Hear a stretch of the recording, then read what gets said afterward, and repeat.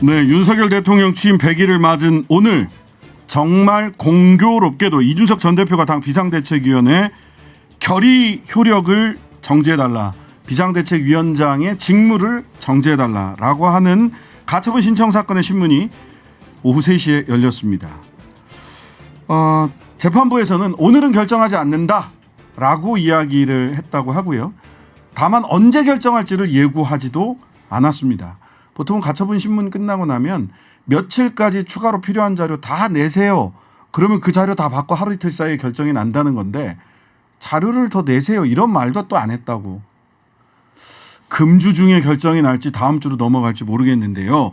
직접 국민의힘 바로 세우기 모임의 대표로서 그리고 변호사로서 그 대리인으로서 오늘 직접 변론 펼친 신인규 변호사 자리에 함께 하셨습니다. 안녕하세요. 예, 안녕하세요. 국바세 대표 신인규 변호사입니다. 네.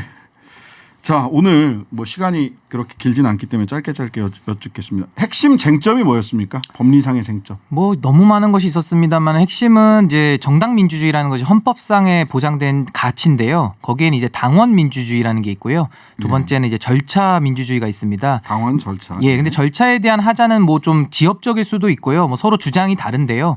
당원 민주주의라는 차원에서는 크게 채무자 측, 그러니까 국민의힘 측의 논거가 그렇게 설득력이 있어 보이지는 않았습니다. 네. 왜냐하면 상임정국위에서 유권 해석을 하는 걸로 다 할 수 있다는 식으로 계속 논리를 펼쳤기 때문에 이제 아무래도 채권자, 그러니까 이준석 대표나 당원들 측에서는 좀 이렇게 공격하기가 쉬웠죠. 네. 네, 그런 부분은 좀 있었습니다. 자, 그래서 지금 뭐 핵심 쟁점에 대한 주장도 일부 말씀해 주셨습니다만 채권자, 즉 이준석 대표와 당원들 입장에서의 핵심 주장 정리해 주시죠. 그러니까 이걸 좀 쉽게 얘기하면요, 그냥 비대위 반대파라고 생각하시면 됩니다. 뭐 채권자, 채무자 말이 어려우니까. 그래서 비대위 반대파들은 이제 사실은 여러 가지를 주장을 했는데 사실은 그 당의 대표, 그러니까 당의 정당의 대표는 전당대회를 통해서 선출하지 않습니까? 그렇죠. 전당대회는 전당원이 모여서 투표를 하고 대한민국에서 선출직 중에 전 국민이 뽑는 게 딱 두 가지입니다. 대통령하고 당 대표입니다. 네. 이 두 가지만 전 국민이 뽑는데요. 거기에 대해서 전당대회 밑에 전국위가 있고 그 밑에 상임정국위가 있고 그 밑에 최고위원회가 있거든요. 그렇죠. 근데 지금은 상임정국위원회라는 그 하위 단계에서 어떠한 비상 상황을 규정하고 거기에 있는 유권 해석 기능을 가지고서 원래 정당하게 선출된 지도부를 지금 붕괴시키는 겁니다. 제일 상위에 있는 전 당원 그리고 전 국민이 선출한 당 대표를 하급 기관이 그렇죠.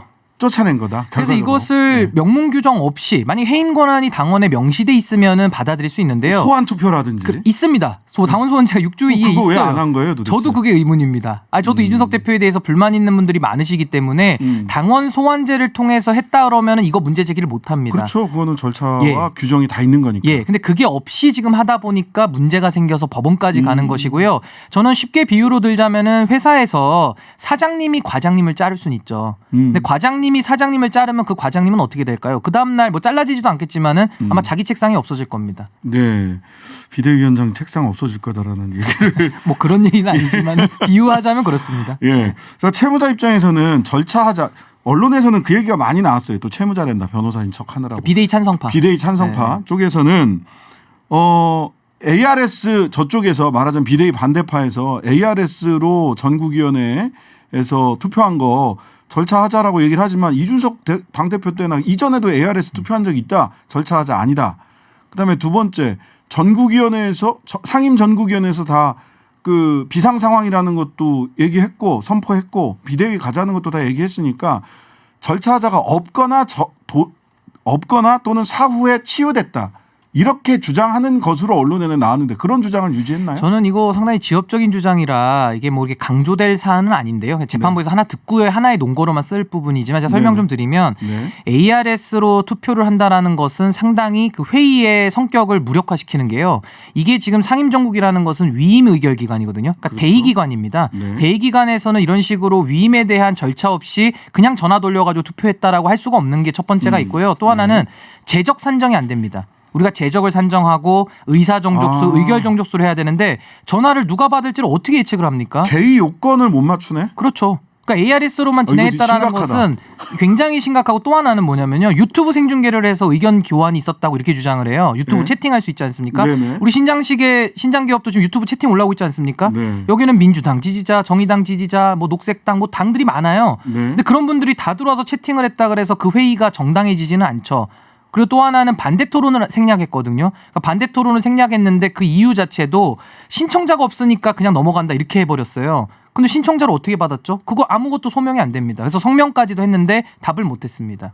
아, 이 절차자는 모르겠습니다. 제가 그 비대위 반대파 쪽 변호사라면 굉장히 세게 비판했을 것 같습니다. 그래서 저희도 이걸 주되게는 다뤘는데 여기서 제가 굳이 얘기 안 하는 이유는 저는 네. 당원 민주주의적인 측면에서 그러니까 네. 내용 면에서도 이거는 충분히 논리적으로 설득이 안 되기 때문에 이런 절차 문제는 더 많습니다. 왜냐하면 당원 27조에 사퇴를 했을 때 최고위원이 사퇴를 했을 때 거리가 되거든요. 그러면 네. 보궐선거 규정이 있어요. 근데 그거 안 지켰습니다. 그건 27조 위반이죠. 그러니까 당원 위반으로 볼 수 있는 것들이 너무 많기 때문에 네네. 그러면서 또 하나 지적했던 것은 직무대행이라는 당원 개정안을 통해서 했기 때문에 직무대행이 임명한 비대위원장 합법이다 지금 이렇게 얘기하는데 네. 이것은 처분적 법률입니다. 네. 그 이준석 대표 한 명을 쫓아내기 위한 이거는 위인설법이거든요. 네. 그래서 이것은 한 명만을 타겟팅해서 입법을 했고 소급 적용을 하는 셈이기 때문에 이 부분에 대한 문제 제기도 했습니다.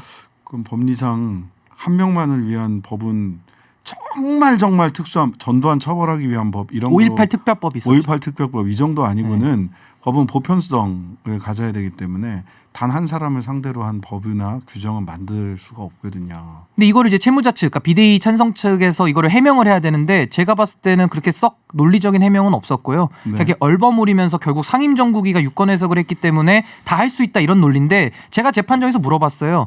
당의 주인이 상임정국 위원입니까? 당원입니까? 여기에 답을 해야 되는데 당원이라고 답을 한다면은 이 지금 비대위 전환은 인정할 수가 없는 것이고 만약에 정말 당의 주인을 국회의원 내지는 상임정국 위원 그 보직자들이거든요. 그 사람들이 당의 주인이라고 생각하면은 이 비대위가 용인이 되겠죠. 네. 자, 지금 뭐 말씀으로 놓고 보자면 지금 신인규 그 국바세 대표께서는 굉장히 이 가처분 결정에 자신감을 인용될 것이다라고 하는 자신감을 지금 비치고 계시는 걸로 보입니다. 아닙니다. 희망적 사고고요. 자신감까지는 아니고 아직 그건 좀 이렇게 아닙니까? 겸손한 마음으로 재판부의 판단을 기다리고 있습니다. 뭐 재판부 성향 뭐 이런 것도 굉장히 관심들이 많아요. 말하자면 사법 적극주의냐 소극주의냐에 따라서 바뀌지 않겠냐. 또 저는 어느 다른 방송에 나가서는 이 재판장이 나라 걱정을 너무 많이 하면 기각될 거고 법률상의 판단만을 한다면 인용될 가능성이 높은 게 아니야. 이런 얘기도 농담처럼 진담처럼 했거든요. 재판장 분위기 어땠습니까? 근데 재판장님은 저도 처음 뵙지 않습니까? 이제 네. 저도 사진으로만 보다 처음 뵀는데 오늘 총 시간이 100분이었습니다. 정말 딱 100분 만에 끝났습니다. 굉장히 임팩트 있게 했는데요. 저도 이렇게 긴 재판은 뭐 할 기회가 많지 않다 보니까 근데 충분히 말할 수 있는 기회를 다 주셨고 정말 안에서는 100분 토론 열렸습니다. 정말 재판장님께서 이렇게 진행자처럼 하시면서 네, 네. 양쪽의 의견을 균형 있게 다 들으셨고요.